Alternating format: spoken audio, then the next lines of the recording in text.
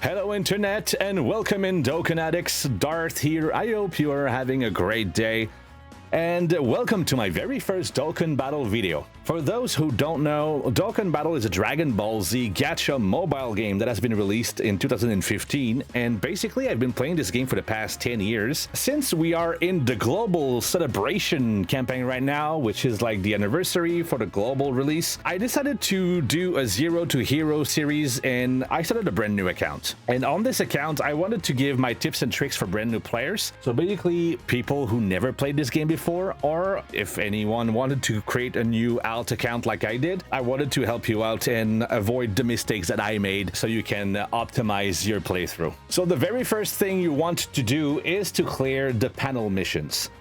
You want to clear the panel missions up to level 5 because when you clear level 5, you will unlock basically all the activities in the game except for the Ultimate Clash. You will unlock the Portal of Memories, you will unlock the Awakening panel, the Z Battle panel, and the Challenge panel, which are basically all the activities you can do in the game. This is very, very important because if you don't have everything available to play your game, you will miss out so many rewards and so many good units, especially free-to-play units that are very, very powerful early on. So I would suggest you to start by clearing all those panel missions. The second thing you would want to do is to clear your daily missions. Those missions are refreshed every day, and you want to do them every single day because they give good rewards. They give dragon stones, they give tickets, they give also meat, will help you to regen your stamina. All those rewards are very, very helpful early on, and if you forget to claim them, you will lose them. So once you clear them, please collect them because it's very important. It adds to your rewards. Now, the next thing you would want to do is to clear missions enough to raise your stamina up to 999, but not enough to over level. And what I mean is when you reach a certain level, all your stamina will stack up until you reach a maximum of 999. But every single level ups that you do above this won't stack. So if you over level, you will lose so many instances of having more stamina to do your activities. So what I did, the first thing I did is, since I already know that this mission is giving good rewards, so this is a showdown, revenge in another world, this mission gives you a chance of dropping a lot of incredible gems, which is up to 300. But this is giving rank XP times 2. So I leveled up to level 30 in one shot, and I went way above my 999 stamina, and I wasted so much stamina on this because the more stamina you got, the more activities you can do. But if you waste levels and you waste stamina stacking, you basically waste more activities you can do with the same amount of levels. So I would suggest you to level up never above 999 because this is a waste of stamina. So the next thing you would want to do is to gather as many free-to-play characters as possible, especially the good ones. The most recent free-to-play characters are extremely powerful, and I would suggest you to collect them as quick as possible before the events goes away, because I don't know if you watch this video 6 months from now, I don't know if it's gonna still be there. But in the story event here, you have the Goku Black Clones event. So the Transcendent Embodiment of Fury. This event is going to give you a whole team. If you clear it only once, you're going to gather all those clones at once, and it's probably the best free-to-play team in the game at the moment. They are very competitive, and you can clear the hardest challenges and events in the game with this team, especially if you combine them with the new Goku Black Rose lead, which is going to give you super bosses to 120. Right now, it's not awakened yet, but I did find it on my first pull. I was very, very lucky. I didn't even have to reroll my account. I even got the new blues that are going to be the future Saga lead, which is also a very good unit. This unit is very, very powerful. It's probably one of the best in the game at the moment. So I would suggest you to get those Goku Black clones as quick as possible. It's going to give you the whole team at once. As you can see, they're not even max level because early on you will want to spare all your equips and your resources because you will want to level up and awaken only the units you will need, specifically for your teams. And even at level 1, as you can see, they are extremely powerful. I didn't even level them up, and they are clearing basically everything I have in the game, even with the 160 lead that is not even awakened. So yeah, this unit is very, very good. You have alternate art styles, so you have 2 different units for each types. If you want them to collect, it's all right. You don't need them because they are exactly the same as the base one. So for collectors, it is very good, but if you want to use the base ones, it's exactly the same units. So the next thing you would want to do is to gather at least 1 Prime Battle character. And the reason is it's because they are free-to-play legendary characters that are very useful, especially early on. I would suggest you to get either the most powerful one that is available or the latest that has been awakened. So right now, the latest awakened character is a Tien. This character is very good for a free-to-play character. It is very powerful. It's got a bunch of damage. It also is a Saiyan Saga lead. The Saiyan Saga lead is 150%, so it's already better than the Goku you get from the tutorial. So this unit is very good early on. And I would suggest also to get the Goku Super Easy A. This one is very powerful as well. It is a Saiyan, a Super Saiyan. It is very useful for so many teams. And I would suggest you to get only at first, if you have so much stamina to spare, just a few ones, because most of the Prime characters are not that good and they are very tedious to unlock. So just to give you an idea, this character, to unlock it, requires 777 medals to collect, to awaken it. And those medals are extremely tedious to get. It takes roughly between 30 to 40 runs to be able to collect them all if you don't have the very high level legendary rares characters that are required to boost the drops. And that's gonna bring me to my next point. The next thing you would want to do is to collect as many characters from the categories that you need for the events. And what I mean by categories, each character in the game has categories. If we go back to the Tien event I spoke earlier with the 777 medals you need to collect. All missions that are having the effect tab here are bound to a drop rate boost that is linked to a specific category for characters. So all characters in the game, like as an example, you have Goku here. If you go in the last tab, you have category. This is all the categories of this unit. So this unit is Pure Saiyans, Low Class Warrior, Goku's Family, Kamehameha, Middle School, Full Power, Bond of Friendship, you know, etc. As you can see, Earthlings, it is not in the list. If you click on the effect tab in all those missions, you will have the category required to get the drop rate boosts. Here is Earthlings. So if you click on edit team, you will have all the characters you have available in your roster that are Earthlings. When I did this event, I didn't have all the characters here, so I only used those characters. Goku is not Earthling, so he's not bound to the drop rate boost. And the drop rates are bound also not only to the category, but also to the rarity of the unit you're using. So as an example, this SSR will have a lower drop rate than a UR, and a UR will have a lower drop rate than an LR. So what you would want to do in a perfect world is to fill up your team with Earthlings LRs all the way. But early in the game, when you start out, you know, it's going to be way more difficult to do so because you will not have all those LR units that are fit for the category that you're required. But the drop rates are also bound to the friend unit. So if you are requiring to bring Earthlings, bring a Earthling leader for the guest lead. If you click on change, you can see here all the characters with a capsule on it is basically of the category that you need, and you can see the rarity in the corner here. So if you bring Tien or Krillin, both will have the same drop rate. Same thing for Roshi, and basically any LRs that are having the capsule symbol, which is going to bring me to the next point, which are leader skills. The leader skills are basically specific mechanics that are going to be applied to your whole team. It's boosting the stats of specific categories or specific types. As you can see here, the leader skill for the tutorial Goku, so the first unit you get in the game, is Saiyan Saga. Ki +4, HP attack and defense 130%, and all types Ki +3 and attack, HP attack and defense 70%, which means that all my team here is going to be boosted by 130%, with the exception of Chaozu. This Chaozu is Dragon Ball Saga and not Saiyan Saga, so this one will only get 70%. This is the case for the friend units as well. So if you bring a leader unit, a guest unit, bring a leader skill, that is bound to your team as well. So here you can see Turtle School. So all those units will be boosted by, with the exception of Chaozu here, it would not get any boost from this specific leader. You would not want to bring TN as well, because this is only a Saiyan Saga one. It is only Earthlings, so Goku won't be boosted. So I think in the best of worlds would be to bring basically another Goku leader. It will not help out for the drop rates. As you can see, it dropped from 170 to 135. However, your team will all be boosted equally with same leader skills.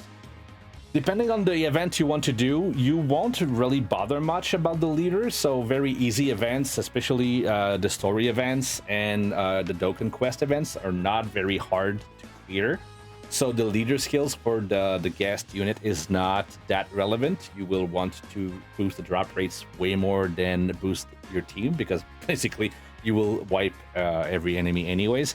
But in most events, especially the challenge events and the events that are giving you like the best rewards in the game, the leader skill is extremely important. So you will want to watch this and be careful to bring a leader that is available for the categories of your character. So the next thing I want to talk about is team building.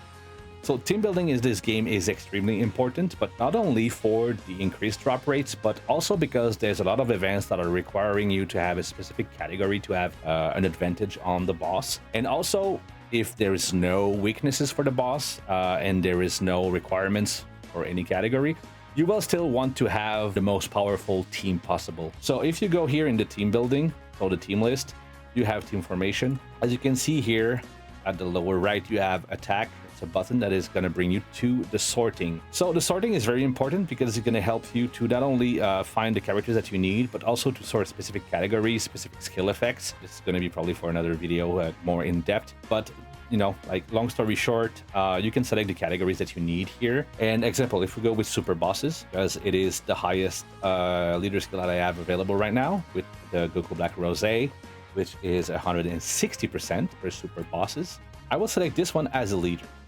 But not only this, if you go here, the second tab, you have the passive skills.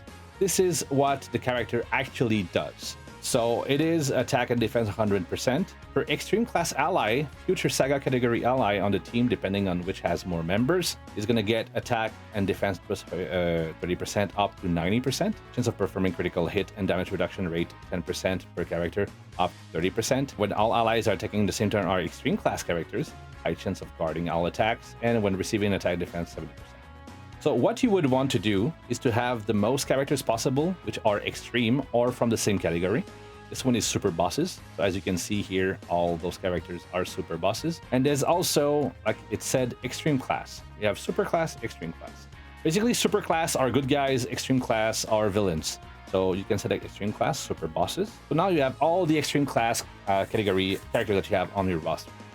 What I will do right away is to select all the other roses, because the roses have a specific passive skill here.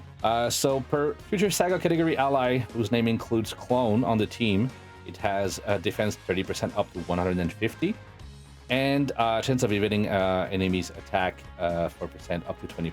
Since all the team members are clones and Goku Black Rose, they get the maximum boost. So this team is the most powerful team in the game right now for free-to-play players if you have this specific leader skill. It is also good with, but there's a Fusion Samasu, which is a tech unit, and also there's a Goku Black Rose leader, super boss leader that is physical. Those two units are also very good leader skills for this team. So you would want to bring teams that are specific to this category. If you go into another team here, I can select something else, like example Saiyan Saga, like we said earlier. So the highest leader skill that I have for Saiyan Saga is TN. So I will use TN, and all those characters are Saiyan Saga. So you can build basically a team with all those characters. But I would suggest you to go around and read all the specific passives for each characters, because sometimes you will just get the strongest characters from your team, but you won't get the most optimized team possible for the same leader. So example, if you select all the strongest characters for your team with TN, it doesn't mean that the team will be stronger than if you select example Chaozu instead of Goku, or this Nappa instead of Yamcha, whatever.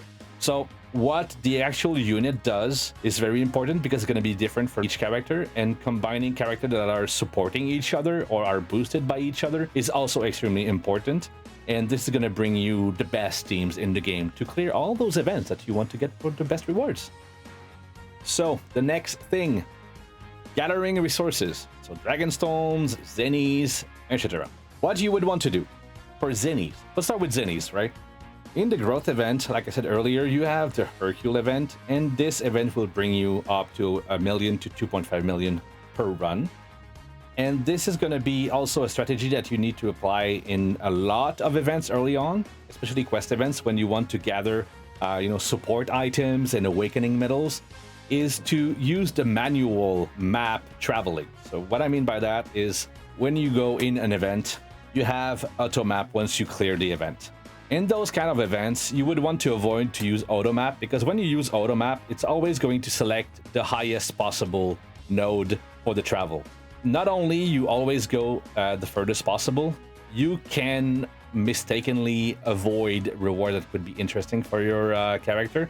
Like here in this event, specifically for the Hercule, what I would suggest is to get rid of all those high numbers at first, because the first nodes with the zenis are pretty low. It's like 35,000. Sometimes you can get lucky and get the 277 zenis, but it's pretty rare. But all those after here are both 250,000 each.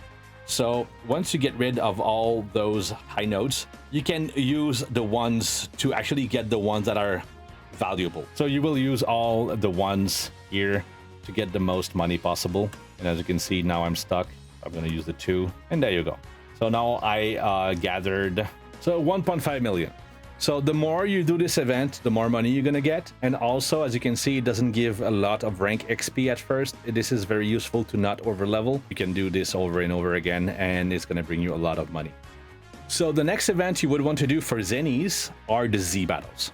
The Z battles are events that release, like from time to time to boost older characters. It's called Extreme Z Awaken. You can gather medals from those events to boost an older character that will bring them on par with the most recent characters available. And as an example, I started to do the Yamcha one, not because I have the character, only because it is a Saiyan Saga event, and it's very easy to do early on because I have only Saiyan Saga characters. And once you clear all 30 levels from that event, it's gonna drop Platinum Hercule statues. All Hercule statues are rewards that you collect from events that are exchanged for zenis, and if I remember correctly, Platinum are 1.5 million zenis. So every single level that you clear up to 999, which is the max level, you will get 1 Hercule statue each time. So it's a lot of money. All those EZA's events that you can clear early on is gonna give you not only 1 Dragonstone per level that you clear prior to the level 30. So example, this one is gonna give me 1 Dragonstone each level that I clear, but once I reach level 30, it's gonna give me so much money.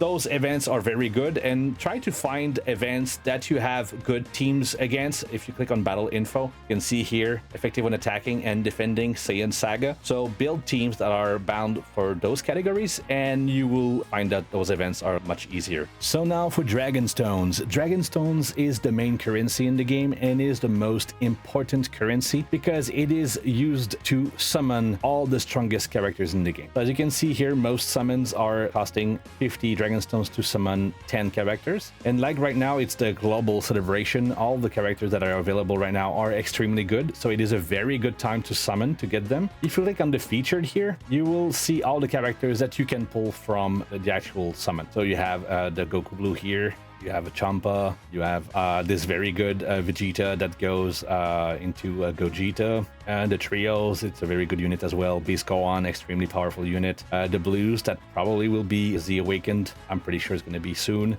The gods, those have been awakened earlier this year, very good. Those are going to be probably EZA'd soon as well. For those who don't know, EZA is extremely Z Awakened. Super EZA is like example, this one has been super EZA'd recently. So character that has already been boosted by the EZA in the past to make them on par with the year that they released now have super EZAs. So it's like another level of EZA on top of it. This unit is probably right now the best unit in the game. With the super EZA, this character is just basically broken. I love it so much. So you can pull this character from the summon. This one also has been Easy 8, second best character in the game. So you can pull very good characters from those summons. Same thing here, if you click on the feature, you can see all the characters that are available from that specific banner. You have the Rose, you have the Frieza here, which is the Battle of Fate leader skill, the Blue Vegeta, which is for the 10th anniversary that released in January. Tech Broly released last year, but this unit is still very good.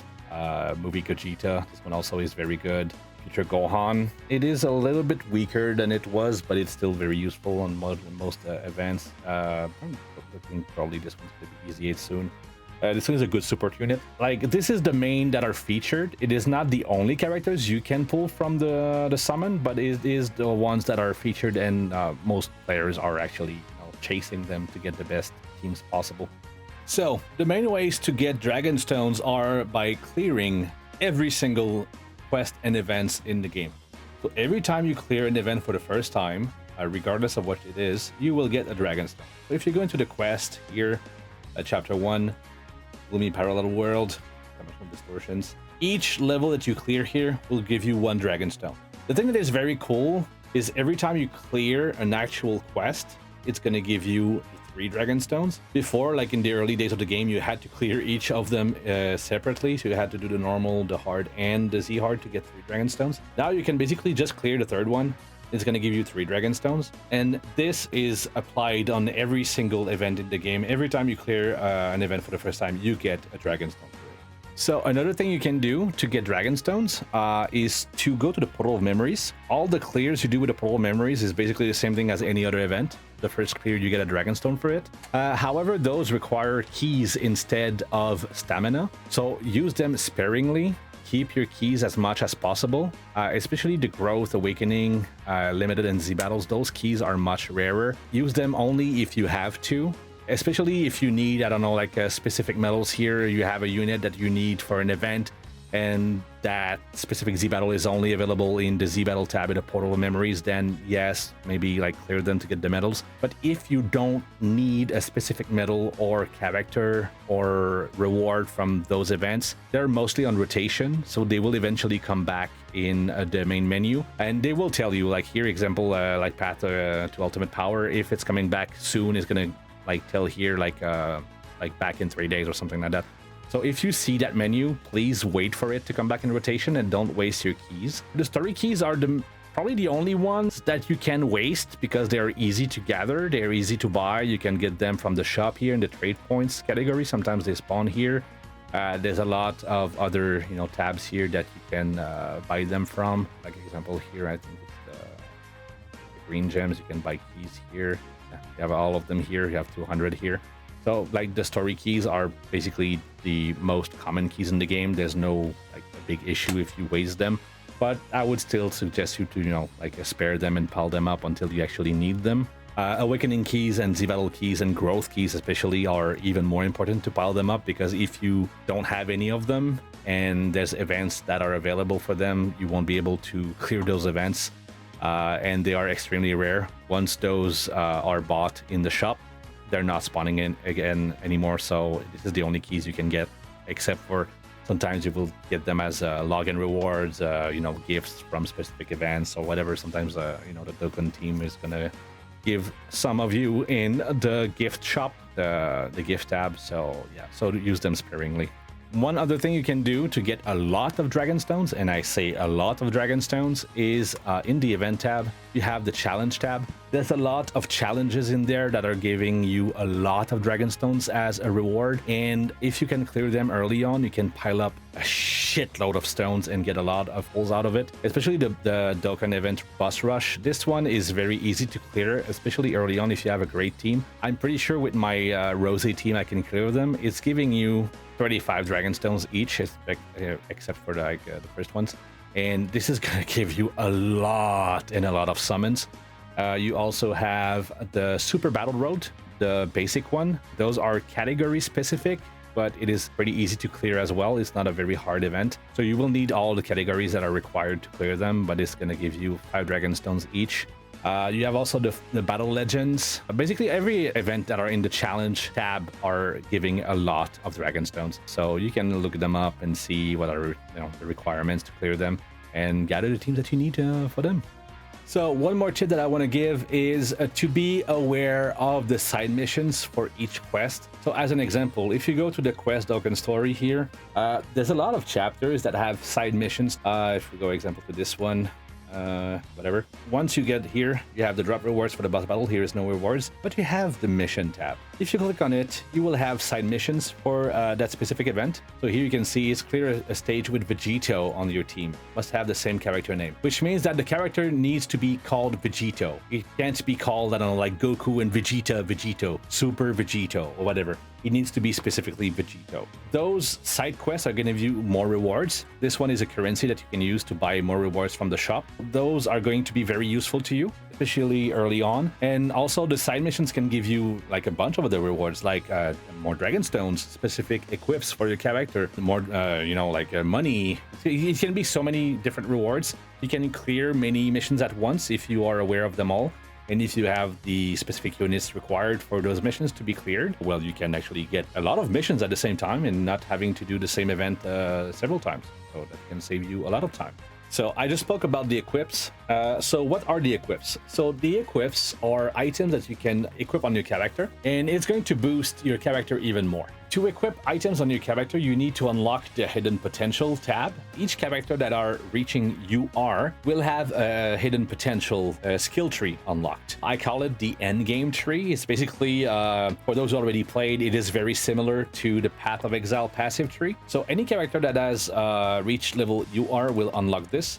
And it is basically a skill tree that is going to boost your character even more, like I said. So each nodes here, so the red ones are for attack, the blue ones are for defense, the green one are for life. You will need to gather hidden potential orbs that are the same type as your character. So here you see extreme STR. So STR are the red ones. So the red potential orbs will be used to boost your character for this specific tree. It's going to be the same thing. So if you pick another character, for example, like the tech one here, it's going to use green hidden orbs like this one. I'm gonna spare them for other characters. So those specific trees are extremely useful and extremely powerful to make your character even stronger. And what I would suggest you is to always boost the character that are using the most for your teams, so you don't waste the orbs, especially early on, because it's kind of like difficult to get them at the very beginning. It's getting easier the more you're gonna play, and the more you get powerful teams, the more you can collect by events and more rewards. But early on, please spare them. You're gonna thank me later. And equips are the skill orbs. You can collect them with the Whis event in the growth tab in the event tab, and those orbs are boosting your character even more. Here you can see I did put a defense orb on it, level 4, so it's going to give me 400 more defense. Here in the silver tab, do I have any to put here? Yeah, so I'm probably going to give him dodge. I will probably change this later. I will read his complete kit just to make sure I have the proper build for it, because you know you would want to build your character the final form. So if I go here into the details, attack defense 200%, receives an additional key +2 per key sphere obtained. Attack defense 80%, and attacks are effective against all types for allies whose name also include Goku Black. So this is going to boost your friends. So every single Goku Black unit in your team will be boosted with this specific stat. Per extreme class, so chance of performing critical hit and damage reduction rate for each future saga category ally. Guards all attack, launch additional, has a great chance of becoming a super attack. Basically, this specific character seems to be critically hit oriented, so it can get up to 60%. So I don't think I have to boost the critical hit that much. It guards all attack when receiving an attack. So I'm pretty sure I will probably build this character to be full additional. I'm gonna put additional here instead of dodge. So that's how I'm gonna build this character. I'm gonna come here, additional, dodge, and additional. I'm gonna go full additional because all attacks are going to be probably critical hit, because I will mainly use future saga units for that team. This is how you build the hidden potential. You read the passive skill tree and you make sure that you boost your character in line with what the character actually does. So that's how you build your character. So one last thing I want to talk about before I let you all go. Thank you so much if you're still here.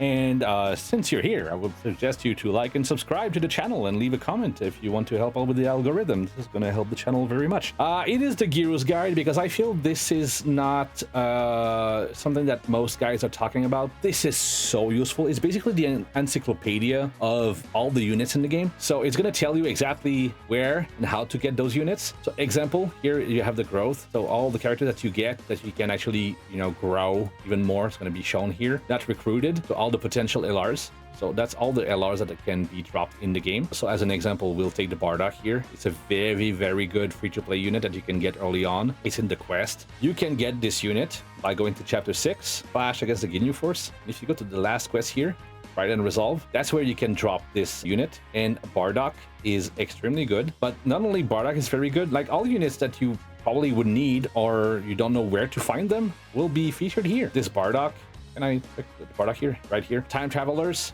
If you go to the growth tab, you can see it is an LR. And I've been using this unit even on my high level teams, and it's very, very good. So I would suggest you to go and get this unit. Also, all the equips for this character is also in the quest. You can go back to the exact quest that I told you about. Battle the Strongest here. All the equips are for Bardock. So once you reach LR with him, you can, you know, just farm and collect all those equips for the gold, the silver, and the bronze, and you can build a character this way.